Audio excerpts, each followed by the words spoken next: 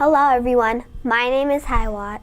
And my name is Rosa. And today we are here to talk about the 4th and 5th grade math SOLs. For all the 4th and 5th grade students, the SOL test will have 60 questions.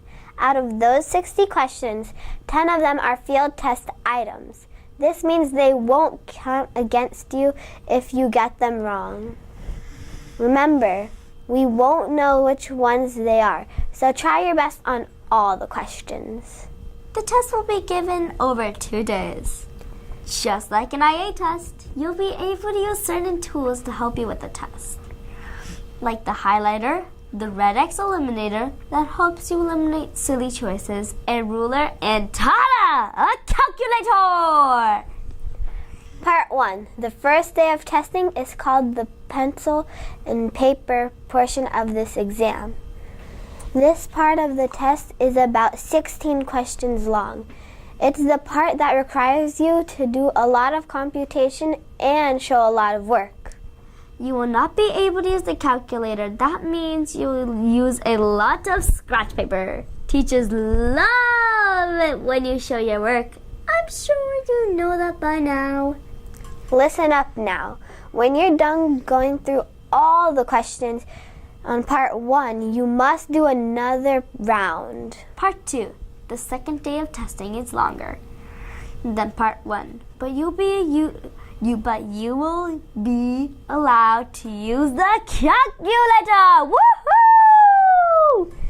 This part of the test will test your knowledge of fractions, place value, measurement, geometry, probability, patterns, and algebra, and all that fun stuff. Good luck to all of you. We know you'll do your best. Bye! Hi, my name is Randy.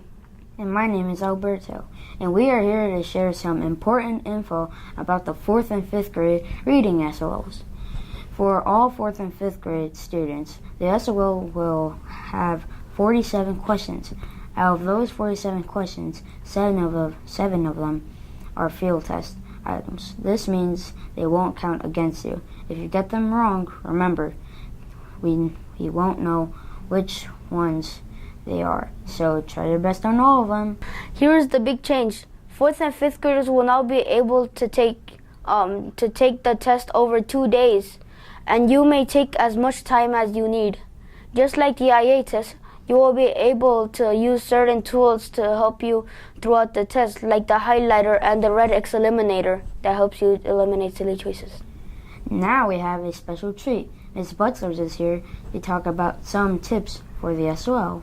Are there some ways that we could study for the SOL test? Yes, of course there are. One thing we can do is get rid of wrong or silly answers. Miss Pilch likes to call it slash the trash. Also, on the reading test, when they ask questions about the meaning of a word, we can replace the word with one of the answer choices and think in our head, would that make sense? Another tip I learned is that when questions tell you what paragraph or line to look at, you should go back to the passage and reread it to make sure you understood what section was it about. The best tip to remember about the reading test is that all of the answers can be found by looking back at the passage.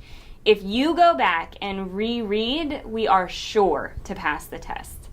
The best tip I can give you for math is look out for multi-step problems. Remember, those are story problems that require you to do more than one step. And finally, use the eliminator to get rid of those silly choices. Is there a website where I could go practice some of these SOLs? Yes, you can go to SoulPass or Jefferson Labs to do practice tests.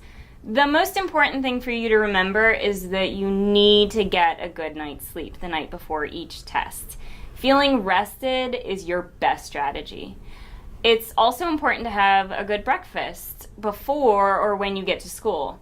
Everyone does better when they're not hungry.